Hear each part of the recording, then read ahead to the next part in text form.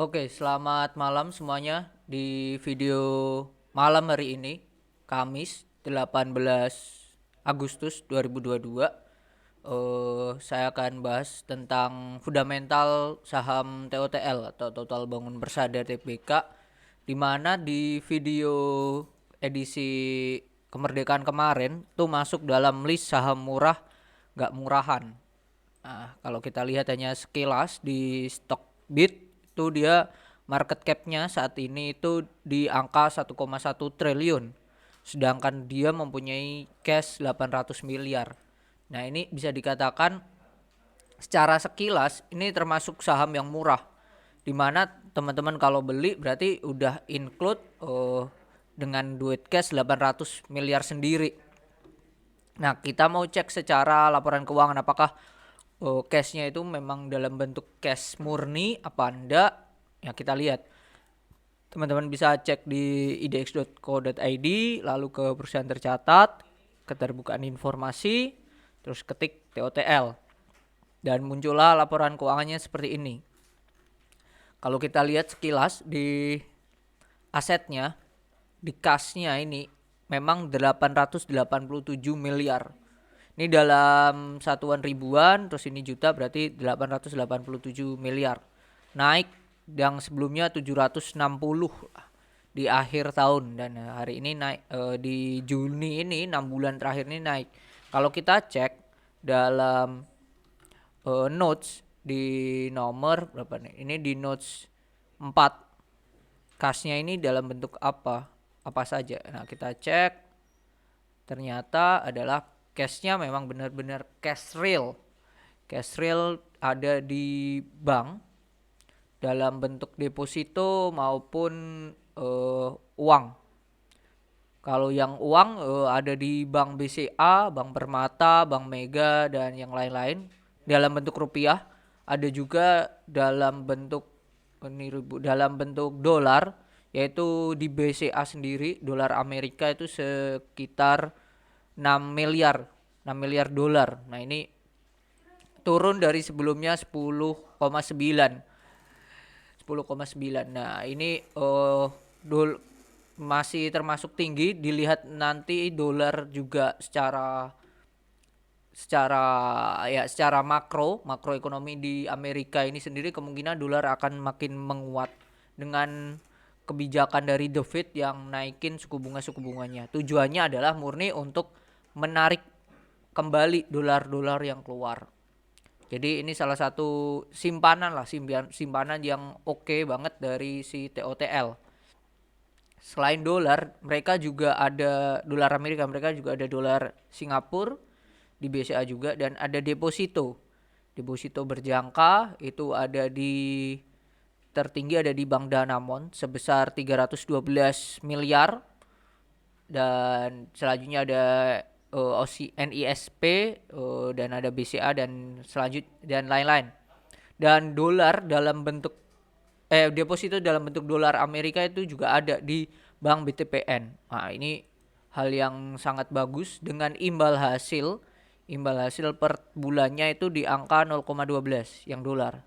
Sedangkan deposito yang berjangka per bulannya itu misalnya ya per bulan itu mendapatkan imbal hasil 1,9 sampai 4%, which is ya good juga untuk dalam bentuk cashnya 800 tapi tidak mengendap hanya di dalam bentuk rekening.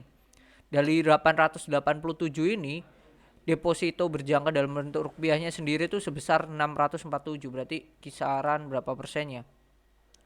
647 375 dibagi 887 669 kali 100. Jadi dari total cash 887 miliar, dia itu punya 70 hampir 73% tuh di dalam bentuk deposito.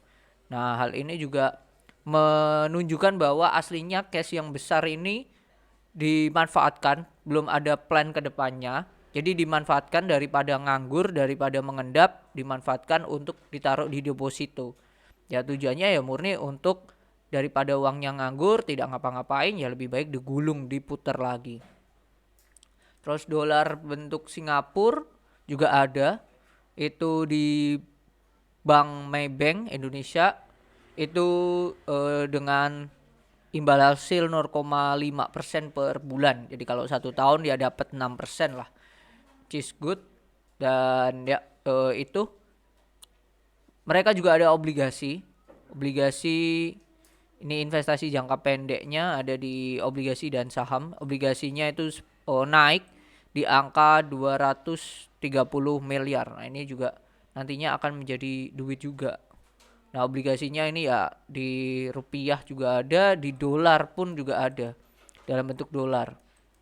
Yang paling banyak ya eh, obligasi Indonesia FR0076. Nah, ini masih belum RR FR00 0076 ini imbal hasilnya berapa ini belum tahu.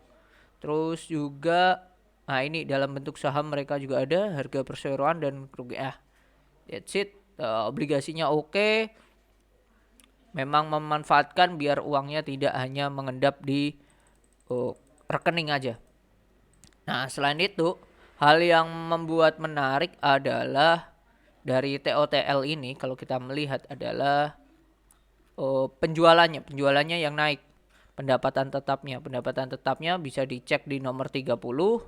Teman-teman, kalau kita cek pendapatan usahanya nomor 30, ini pendapatan jasa konstruksinya. Ini rata-rata perusahaan swasta. Ada Bank BCA, terus 328, Sayana Integra Property, dan yang lain-lain. Dan ini ya rata-rata perusahaan-perusahaan swasta.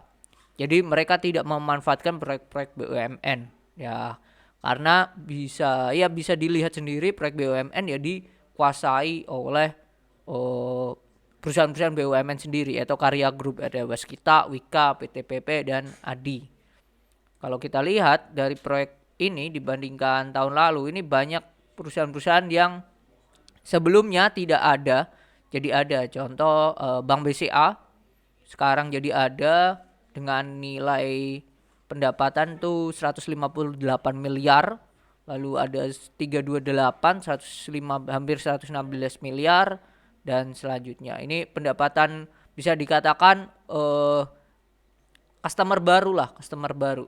Lalu ada Jakarta Setiabudi dan yang lain-lain. Oh, ini banyak, ada 1 2 3 4 5 6 7 8 9 10 klien baru, 10 customer baru. Dan ini secara persentasenya ini Bank BCA dari total pendapatannya itu dia membukukan 14% sendiri dan 328 10% sendiri, which is good. Tetapi kehilangan beberapa beberapa pendapatan usaha yang sebelumnya mempunyai nilai nominal di atas 10%, yaitu ada PT Putra Gaya, Trans Property sama Sayana Integra Property. Nah, ini kemungkinan juga proses konstruksinya sudah selesai, jadi tidak ada income lagi di bulan Juni. Jadi kalau teman-teman perhatikan juga di sektor konstruksi biasanya mereka pembayarannya itu per termin. Itu keuntungannya. Selain cashnya besar, pendapatannya juga mulai oke dan banyak customer baru. Nah, kita lihat kerugiannya, kelemahannya. Kelemahannya di sektor ini adalah di TOTL terutama itu adalah liabilitasnya yang besar. Liabilitasnya mencapai 1,8 T totalnya dan jangka pendeknya itu 1,6. Nah, 1,6 paling banyak ini ada ini beban yang masih harus dibayar. Itu senilai 790. Kalau kita cek di note dari beban yang yang harus dibayar, ini ada jasa-jasa konstruksi. Ya, kemungkinan ini memang proyek-proyek yang belum selesai. Ada taman ini yang paling besar ya, Taman Permata Buana Apartemen, di nilainya 88 di dalam ribu ya, 88 miliar, dan Sakura Garden di 81. Ya, totalnya kalau dilihat tidak ada yang di atas 100 miliar. Tidak ada 100 miliar dan selanjutnya ke bawah ini makin kecil. Dan ini lain-lain di bawah 2M ini 75 76 lah. Ini yang perlu dicermatin dan mungkin juga belum selesai dan ya proses pembayarannya juga belum kelar. That's why ini menjadi beban ya dalam jangka pendek, berarti di bawah 1 tahun ini yang harus dibayar. Ini salah satu kelemahan di TOTL itu sendiri. Dan juga memang ini perusahaan ini memang berkonsen ke customer swasta terutama. Tidak, kalau kita lihat tadi sedikit bahkan tidak ada ya yang bisa dikatakan nama dari perusahaan-perusahaan BUMN atau perusahaan-perusahaan pemerintah. Jadi menunjukkan bahwa memang pasar dari TOTL ini sendiri beda dengan Karya Group. Nah, tinggal kita lihat dengan perhitungan seperti tadi dan melihat keuntungan dan kerugian yang bisa didapatkan dan bisa diminimalisir.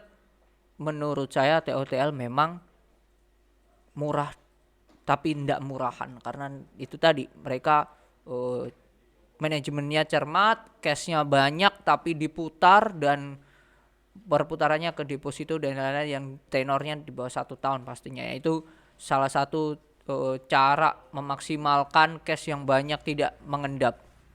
Mungkin itu, dan ya harga sekarang ada di angka 344 per lembar. Kalau kita lihat dalam 5 tahun terakhir, oh ini masih perdagangan nih. 5 tahun terakhir ini harganya ya di peaknya itu di angka 700-an, sekarang 344. Jadi sekarang bisa dikatakan posisi harga yang murah, tapi tinggal dimaksimalkan, diatur manajemennya. Mungkin itu sekian pembahasan saya tentang TOTL. Sampai jumpa di channel Belajar Investasi Saham.